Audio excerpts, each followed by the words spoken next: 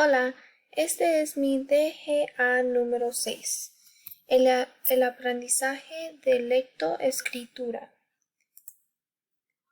Vamos a empezar con la historia de la lectoescritura.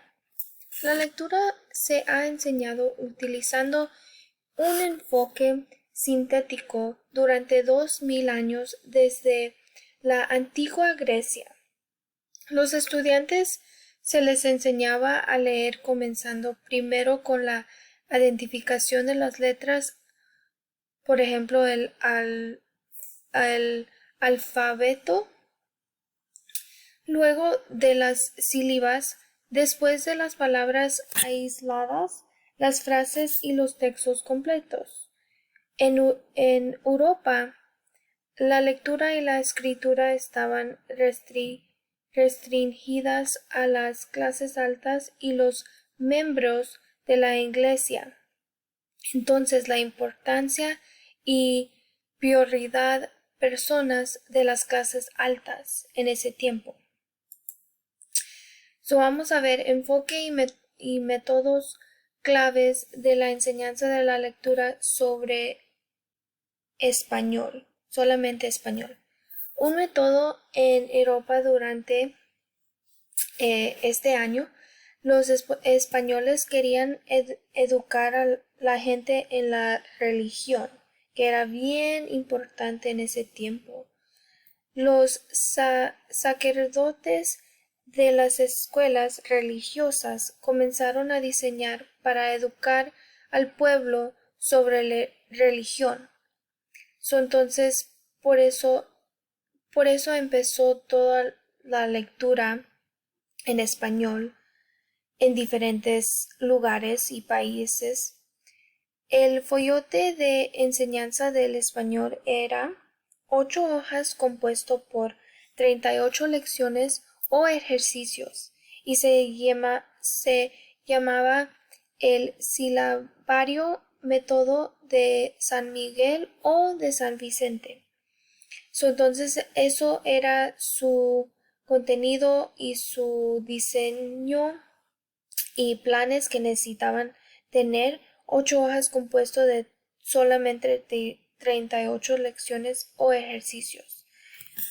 Estaban enfocados en presentar los vocales, estudiantes practican oralmente consonantes para formar sílabas, aprendieron el alfabeto, por ejemplo, letras mayúsculas y minúsculas. Otro método y enfoque era construido de Barbosa Held en México. Introdujo el método de palabras normales. Entonces, eso significa que era analítico y sintético, donde presentas primero una palabra y luego pasando el división de esa palabra sobre sus sílabas y luego por último las letras y el sonido de esa letra. Y luego finalmente regresas a pronunciar la palabra en completo, perdón. Otro enfoque sobre los primeros metidos en el empiezo fue por concentrar en el lenguaje y palabras para enseñar cómo leer mejor y con éxito.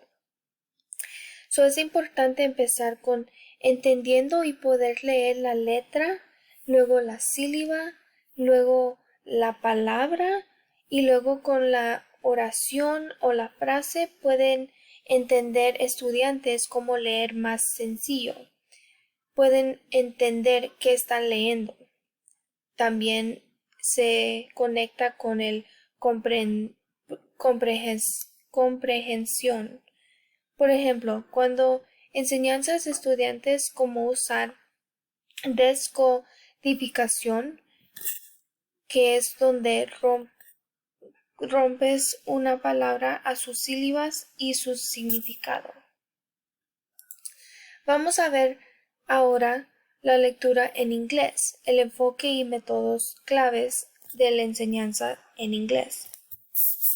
Los primeros métodos de enseñanza de la lectura en inglés era similar en el inicio como en Europa, Latinoamérica, donde estudiantes aprendieron a leer para poder leer la Biblia u otros textos religiosos. Entonces esto es similar también de español.